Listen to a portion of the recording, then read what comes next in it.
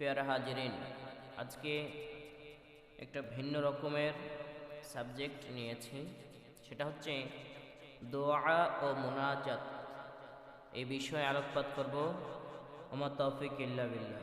রব্বুল ইজ্জত আমাকে বলবার, আপনাদেরকে শুনবার হিকমত, ধৈর্য, সেই অনুযায়ী আমাদের সকলকে আমল করার তৌফিক দান করুক, বলেন আমিন। সর্বপ্রথম আমাদের একটা বিষয় একেবারে স্পষ্ট ক্লিয়ার করে নেওয়া উচিত। সেটা হচ্ছে নামাজ শুরু হয় তাকবীরে তাহরিমা, আল্লাহু আকবার দিয়ে নামাজ শুরু হয়। আর দুই দিক যে সালাম ফেরাই, আসসালামু আলাইকুম রহমতুল্লাহ, আসসালামু আলাইকুম রহমতুল্লাহ, এই সালাম ফেরানোর মাধ্যমে আমাদের নামাজ শেষ হয়ে যায়। তাকবীরে তাহরিমা দিয়ে নামাজ শুরু আর সালাম ফেরানো দিয়ে নামাজ শেষ। অতিরিক্ত যে মুনাজাত দেই, এটা নামাজের অংশ না। বুঝাতে পারছি? এটা নামাজের অংশ না, এটা একটা আলাদা ইবাদত, আলাদা হুকমত, কিন্তু নামাজের অংশ এটা না। নামাজ শুরু হয় তাকবীরে তাহরিমা দিয়ে আর শেষ হয় সালাম দিয়ে। এতটুকুর ভিতরেই হচ্ছে নামাজ। প্রিয় হাজিরিন, নামাজে পড়ে যে সুবহানাল্লাহ, আস্তাগফিরুল্লাহ, আল্লাহু আকবার, আয়াতুল কুরসি পড়ি, এগুলো নামাজের অংশ না। যেহেতু সালাম ফিরালেই নামাজ শেষ হয়ে যায়, নামাজের বাহিরের কিছু অংশ, কিছু ইবাদত বন্দেগী আমরা করে থাকি। মূল সাবজেক্ট হচ্ছে আমাদের আজকে দোয়া ও মুনাজাত সম্পর্কে। দোয়াগুলো, কিছু দোয়া আছে হাত তুলে করতে হয়, কিছু দোয়া আছে এমনিতেই করতে হয়, মাসনুন দোয়া। ফর এক্সাম্পল, আপনি মসজিদে ঢোকার সময় একটা দোয়া পড়ছেন, এখানে হাত তোলা প্রয়োজন নেই। আপনি ভাত খাওয়া শুরু করছেন, এখানে হাত তোলা প্রয়োজন নেই। আপনি টয়লেটে যাবেন, দোয়া পড়ছেন, এখানে হাত তোলা প্রয়োজন নেই। কিছু কিছু ক্ষেত্রে আবার হাত তোলা প্রয়োজন আছে। আমরা ধারাবাহিকভাবে যাইব। তার আগে আমরা একটা আয়াত পড়ে নেই সকলে মিলে। বিসমিল্লাহির রহমানির রহিম। ইয়্যাকা না'বুদু ওয়া ইয়্যাকা নাস্তাঈন। ইহদিনাস সিরাতাল মুস্তাকিম। সিরাতাল লাযীনা আন'আমতা আলাইহিম গায়রিল মাগদুবি আলাইহিম ওয়ালাদ-দাল্লিন।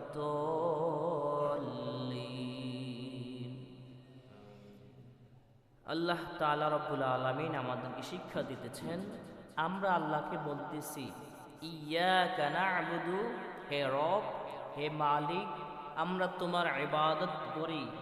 ওয়া ইয়্যাকা নাস্তাঈন, তোমার কাছেই আমরা সাহায্য প্রার্থনা করি। আমরা সাহায্য চাই কার কাছে? সব সময় সর্বদা সাহায্য চাই আমরা কার কাছে?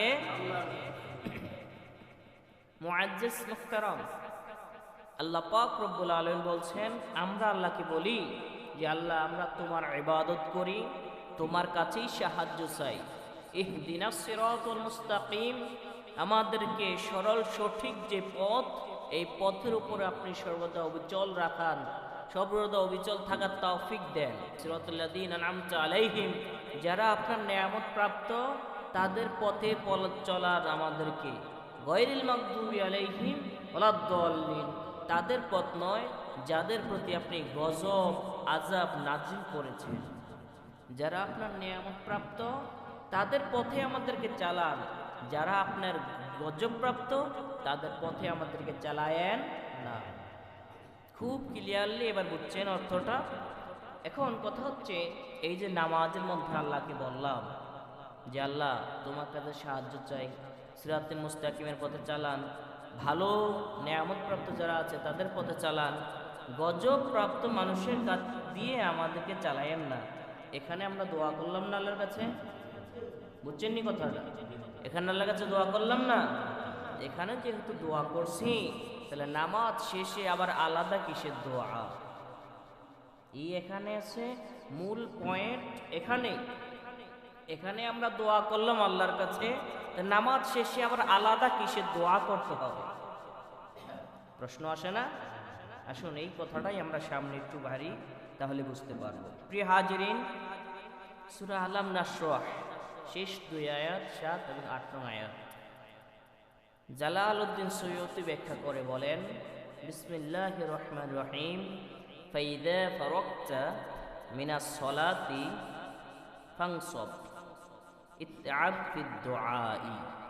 এখানে জালালউদ্দিন সুয়ুতি বলতেছেন, আল্লাহ পাক রব্বুল আলামিন বলছেন, ফাইদা ফারাগতা, নবী হে আপনি যখন ফারেগ হন, শেষ করেন, মিনাস সলাতি নামাজ থেকে, নামাজ শেষ করেন যখন, ইতআব আই ফিদ দুআ, নামাজ শেষ করার পরে আপনি আল্লাহর কাছে দোয়া করেন।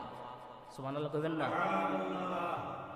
নামাজ শেষ হলে আপনি আল্লাহর কাছে দোয়া করেন। জালালউদ্দিন সুয়ুতি রাহমাতুল্লাহি আলাইহি তাফসিরে জালালাইনে এই ব্যাখ্যা করেছেন। আল্লাহ তাআলা স্বয়ং নিজেই নবীকে আদেশ করেছেন, নবী আপনার সালাত শেষ হইলে আপনি আল্লাহর কাছে দোয়া করেন। সুবহানাল্লাহ।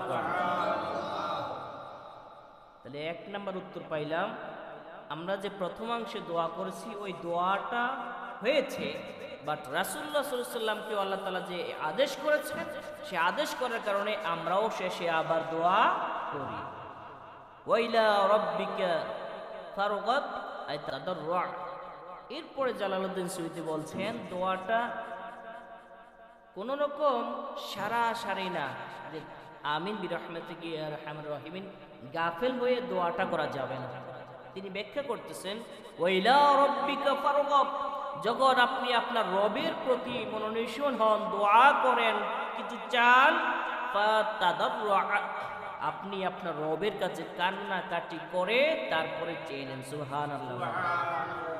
অর্থাৎ খুব আদবের সহিত, খুব মহব্বতের সহিত, একান্ত চিত্তে আল্লাহর কাছে নামাজ শেষ হলে নবী আপনি আল্লাহর কাছে প্রার্থনা করেন। আদেশটা কার? আদেশটা কার? আসুন, এবার তো পেলাম নবীকে আল্লাহ তাআলা আদেশ করছেন যে দোয়া করেন। এবার আল্লাহ তাআলা সমস্ত মানুষদেরকে ডাক দিয়ে বলছেন, এটা হচ্ছে সূরা আল মুমিন 60 নম্বর আয়াত, উদউনি আস্তাজিব লাকুম। এ মানুষেরা, তোমরা সকলে আমি আল্লাহকে ডাকো, আমি আল্লাহ তোমাদের ডাকে সাড়া দেব। উদউনি, আমার কাছে দোয়া করো, আমি তোমাদের দোয়া কবুল করে নিব। জোরে কোন সুবহানাল্লাহ। সূরাতুল বাকারা, এখানে আল্লাহ পাক বলছেন, উজিবুদ দাওয়াতাদ দাঈ ইদা দাআন। আল্লাহ পাক রব্বুল আলামিন বলেন, যখন কোনো বান্দা আমার কাছে কিছু চায়, ইদা দাআন, যখন সে আমার কিছু চায়, আমি আল্লাহ পাক রব্বুল আলামিন উজিবু, তাকে দিয়ে দেই। সুবহানাল্লাহ। তার দোয়া কবুল করে নেই। এই 2টা আয়াতে আল্লাহ পাক রব্বুল আলামিন প্রথম আয়াতে বলছেন, হাবিব আপনি চান। দ্বিতীয় আয়াতে আমাদেরকে আদেশ করেছেন, বান্দারা তোমরা আমার কাছে চাও। তৃতীয় আয়াতে আল্লাহ পাক রব্বুল আলামিন বলছেন, যদি আমার কাছে চাও আমি আল্লাহ তোমাদের দোয়া কবুল করে নিব। সুবহানাল্লাহ। আর আমরা দোয়া করি না, নামাজ শেষে দৌড় দেই, কত তারা। প্রিয় হাজিরিন, একদল আছে বিভ্রান্তি করার জন্য সর্বদা প্রচেষ্টা চালায়। ওই যে প্রথম বললাম, আমরা নামাজের ভিতরেই চাইতে, আলাদাভাবে চাইতে হবে কেন? এইটুকু অংশ নিয়েই সমাজের মধ্যে যত ফিতনা ফাসাদ এরা সৃষ্টি করে, সমাজের মানুষের মধ্যে ফিতনা ফাসাদ ঢুকিয়ে দেয়, এবং মানুষ আস্তে আস্তে আমলহীন, আস্তে আস্তে তারা আমল ছাড়তে শুরু করে। প্রিয় হাজিরিন, শুধু আমরাই না, নবী আলাইহিস সালাতু ওয়াস সালাম যারা ছিলেন তারাও দোয়া করছেন। আমাদের আদি পিতা আদম আলাইহিস সালাতু ওয়াস সালাম যখন জান্নাত থেকে দুনিয়ায় আসলেন, তখন তিনিও আল্লাহর কাছে দোয়া করছেন, রব্বানা যালামনা আনফুসানা ওয়া ইল্লাম তাগফির লানা ওয়া তারহামনা লানাকুনান্না মিনাল খাসিরিন। ইউনূস আলাইহিস সালাতু ওয়াস সালাম দোয়া করছেন, লা ইলাহা ইল্লা আনতা সুবহানাকা ইন্নী কুনতু মিনাল যালিমিন। ইব্রাহিম আলাইহিস সালাতু ওয়াস সালাম ও ইসমাঈল আলাইহিস সালাতু ওয়াস সালাম যখন কাবা শরীফ তৈরি করলেন, ওনারা দুজনে শেষ করার পর আল্লাহর কাছে বললেন, রব্বানা তাকাব্বাল মিন্না ইন্নাকা আনতাস সামিউল আলিম। সরকারে দু আলম প্রিয় নবী সাল্লাল্লাহু আলাইহি ওয়াসাল্লাম সব সময় আল্লাহর কাছে দোয়া করতেন, রব্বানা আতিনা ফিদ দুনিয়া হাসানাতাও ওয়া ফিল আখিরাতি হাসানাতাও ওয়া কিনা আযাবান নার। যেরকম আমিন। নবী কেরাম, আউলিয়া কেরাম, যারা আল্লাহর প্রিয় বান্দা, সকলে আল্লাহর কাছে তওবা করছেন, দোয়া করছেন, আর একদল আমাদেরকে বলতেছে দোয়ার প্রয়োজন নেই। স্বয়ং নবী ঘোষণা করতেছেন, আমার জন্য ইব্রাহিম আলাইহিস সালাতু ওয়াস সালাম দোয়া করছেন, আমি নবী ইব্রাহিমের দোয়ার ফসল। যেরকম সুবহানাল্লাহ, আমি নবী ইব্রাহিমের দোয়ার ফসল।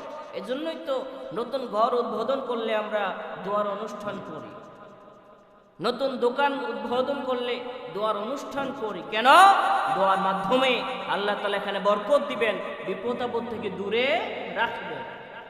প্রিয় হাজিরিন, এই সমস্ত কিছু মানুষ সব সময় কিছু বিরোধিতা করেই থাকে। কিভাবে মানুষদেরকে আমল হারা করা যায়, কিভাবে মানুষদেরকে নবী প্রেম দূর করা যায়, এই চিন্তাধারায় নিয়ে তারা বেঁচে থাকে। আল্লাহ তাআলা তাদের থেকে আমাদের সকলকে রক্ষা করুক, বলে না আমিন। আনাস ইবনে মালিক রাদিয়াল্লাহু তাআলা থেকে বর্ণিত, তিরমিজি শরীফ হাদিস 3371 নাম্বার। নবী করিম সাল্লাল্লাহু আলাইহি ওয়াসাল্লাম বলছেন, আদ-দুআউ মুখুল ইবাদত। দোয়াটা হচ্ছে মগজ স্বরূপ, ইবাদতের মগজ স্বরূপ হচ্ছে দোয়া। আপনি একটা মানুষ ফিট করলেন, তার ভিতরে কোনো মগজ নাই, এই মানুষটার দাম আছে? কথা বলেন, দাম আছে? এ দিয়ে কোনো কাজ আসবে না। ঠিক সারা বছর আপনি ইবাদত করলেন, দোয়া করলেন না। নবী বলেন দোয়াটা হচ্ছে ইবাদতের মজব। সুতরাং তুমি ইবাদত করছো, দোয়া করছো না, এই দোয়ার মধ্যে মজবই নেই। হাজিরিন, দুনিয়ার মানুষের কাছে যদি আপনি অতিরিক্ত চান, দুনিয়ার মানুষ আপনার প্রতি একটা বিরক্তকর ভাব নেবে, সময় অবসময় এবার ধমকও দিতে পারে, রাত 12টার দিকে গেলে পিটাইতেও পারে। কিন্তু আল্লাহ তাআলা বলতেছেন, আল্লাহর হাবিব বলেন, আবু হুরায়রা থেকে তিরমিজি শরীফ হাদিস 3373 নম্বর হাদিস, মাল্লাম ইয়াসআলিল্লাহ ইয়াগদব আলাইহি। যে বান্দা আল্লাহর কাছে চাইতে জানে না, আল্লাহর কাছে চায় না, দোয়া করে না, ওই বান্দার প্রতি আল্লাহ তাআলা নারাজ, অসন্তুষ্ট হয়ে যায়। যেরকম নাউজুবিল্লাহ। আর আমাদেরকে শিক্ষা দেয় দোয়া লাগে না। কিসের দোয়া, কিসের মিলাদ, কিসের কিয়াম? মানুষের খাবাইলি তো অন্তরের একটা দোয়া, আর কি দোয়া লাগেনি এক্সট্রা? কয় না এরকম? ঘরে একটু খাবামো, মানুষের অন্তরের দোয়াটাই তো বড় দোয়া, আবার এক্সট্রা দোয়া কিসের? কি তারা হাদিয়ার দরে কয় নাকি এমনি কয়? আল্লাহ ভালো জানে। দোয়া করবো হাত তোলে, তো মানুষ খাইলেই তো দোয়া হয়ে যায়, আলাদা আবার কিসের দোয়া? অথচ সমস্ত নবী কেরাম সময় আল্লাহর কাছে দোয়া করছে, হাত তুলে দোয়া করছে। প্রিয় হাজিরিন, অন্তরের দোয়া আছে, অন্তরে একটা দোয়া আছে, কিন্তু অন্তরের সাথে যদি হাতটাও আল্লাহর কাছে তোলা হয়, এটা সবচেয়ে উত্তম হয় না? কি বলেন, সবচেয়ে উত্তম হয় না? আমি আল্লাহর কাছে দোয়া করতেছি, আল্লাহ এই যে হাতটা উঠাইলাম, সাধারণত আপনি কোনো ব্যক্তির কাছে হাতটা উঠাইতে পারবেন না, কারণ আপনার মানিজ্যত আছে। ভিক্ষুক ইচ্ছা করলে আপনার সামনে হাত উঠতে পারে, ভিক্ষুক ইচ্ছা করলে আপনার সাথে প্লেট বাড়তে পারে, মাগার আপনি তো ভিক্ষুকের সামনে প্লেট নিয়ে দাঁড়াইতে পারেন না, কারণ আপনার একটা মানিজ্যত আছে, সম্মান আছে। সব সম্মান ইজ্জত ত্যাগ করে আল্লাহ তাআলা বলতেছেন, আল্লাহু গনিয়্যুন ওয়া আনতুম ফুকারা।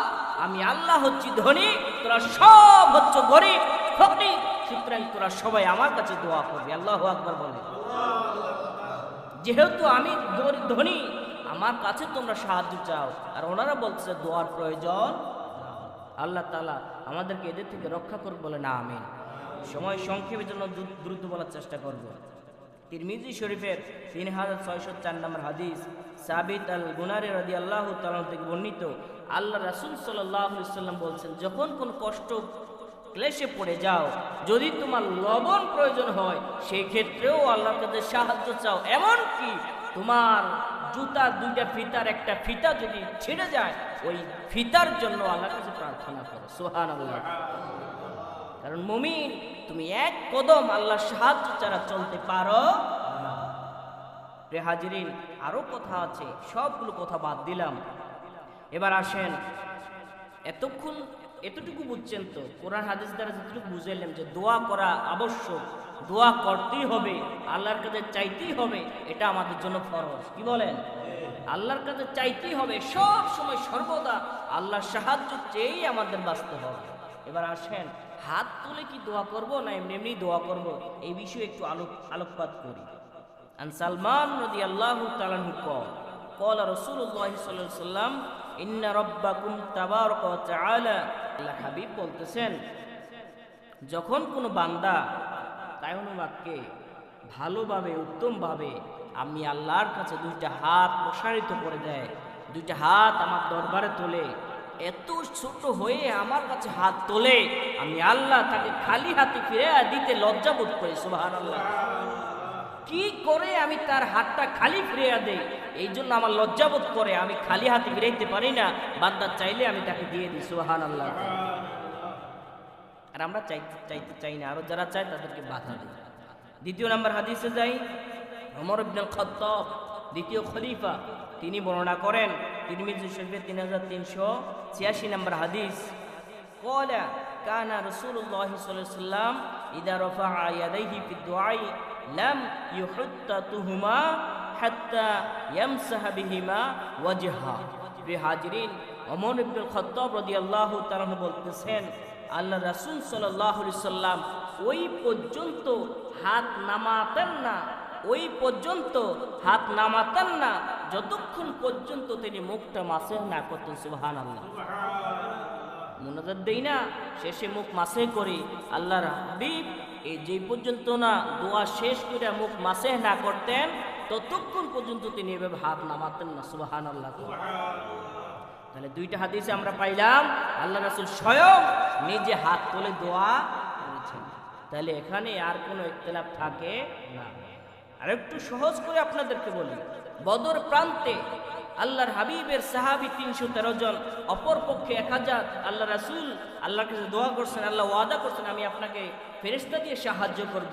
এই ফেরেশতাদের সাহায্য পাওয়ার কারণে, মানে পাইবেন এই আশায় আবার দোয়া করছেন, আল্লাহ আপনি বলছেন 1000 ফেরেশতা দিয়ে আমাকে সাহায্য করবেন, সেই 1000 ফেরেশতা পাঠান, আজকের দিনে খুব সাহায্য প্রয়োজন।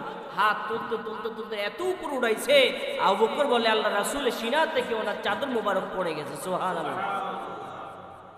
এত উঠাইছে, চাদর মোবারক পড়ে গেছে। 3টা হাদিস দ্বারা প্রমাণ করলাম যে হাত উঠিয়ে দোয়া করা আল্লাহ রাসূলের সুন্নাত, সুবহানাল্লাহ।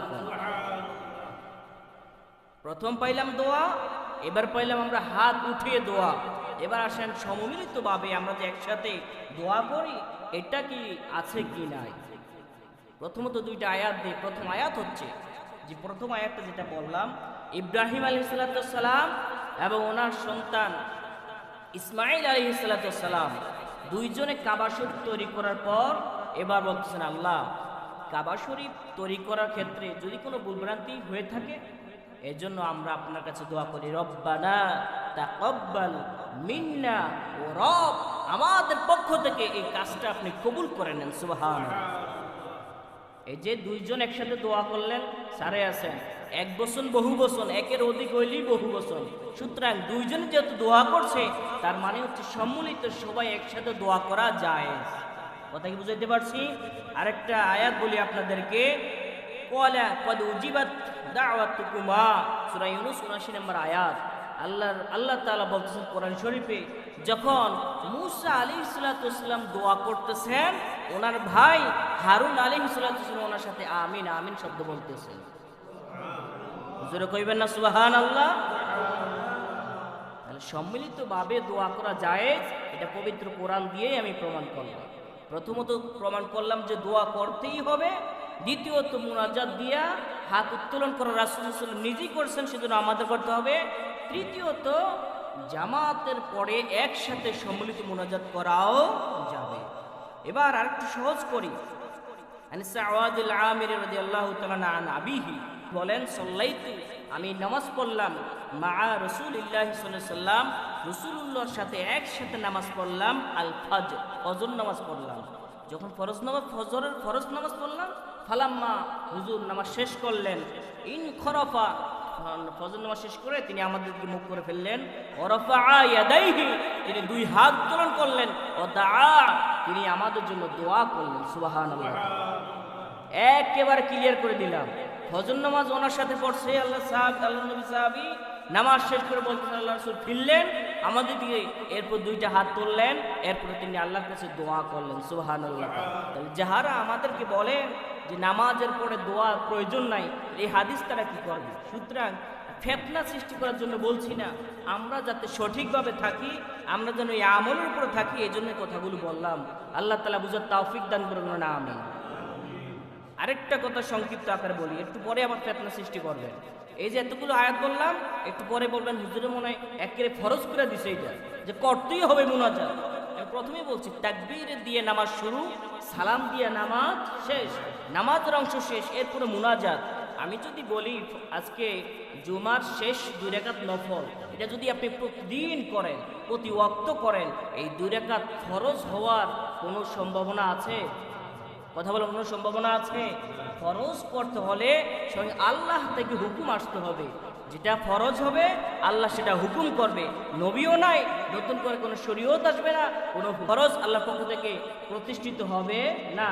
সুতরাং যদি প্রতিদিন আমরা মুনাজাত দেই, এটা ফরজের কাতারে নেওয়া যাবে না, ওনাটা নফলেই থেকে যাবে। এমন অনেকে বলে যে প্রতিদিন যেহেতু মুনাজাত দেন, তাহলে তো এটা গুরুত্ব দিলেন ফরজের সমান, ফরজ হয়ে যাইতেছে না। ভাই, ফরজ হবে তো আল্লাহ তাআলা আদেশ করলে, আমরা প্রতিদিন করলে এটা ফরজ হয় না, মুস্তাহাব নফল হিসাবেই আমরা করি। আরেকটা হাদিস বলে শেষ করছি, রাসূলুল্লাহ সাল্লাল্লাহু আলাইহি ওয়াসাল্লাম বলছেন, আল্লাহর কাছে ওই আমলটা সবচেয়ে বেশি পছন্দনীয়, যে আমলটা প্রতিনিয়ত, প্রতিদিন, সব সময় অল্প হলেও সে করে যায়। অল্প আমল করে, প্রতিদিন করে, নিয়মিত করে, এই আমলটা আল্লাহর কাছে সবচেয়ে পছন্দনীয়। জোরে কোন সুবহানাল্লাহ।